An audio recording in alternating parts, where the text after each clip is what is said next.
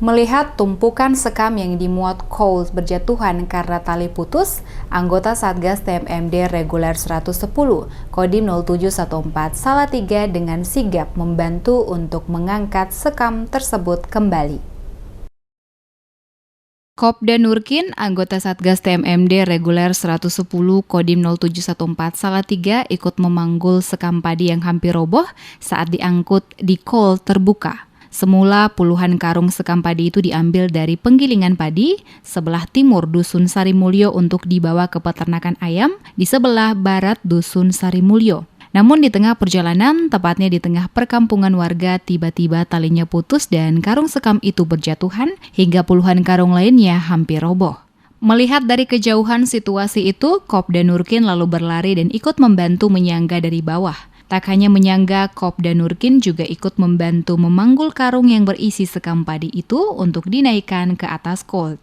Kopda Nurkin berpesan jika muatan itu tidak sesuai kapasitas maka bisa dikurangi, ketimbang nantinya bisa membahayakan para pengguna jalan lainnya.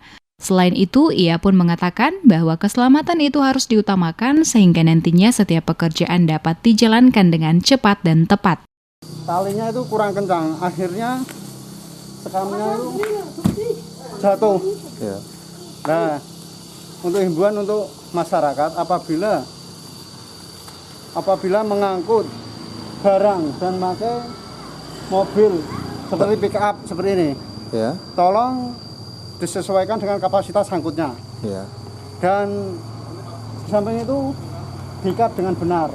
Ya. Soalnya kalau sekamnya kalau barangnya ada yang jatuh, kalau takutnya mengenai orang lain seperti itu. Nah, himbauannya ya untuk berhati-hati biar menjaga keselamatan kita sendiri dengan orang lain seperti itu.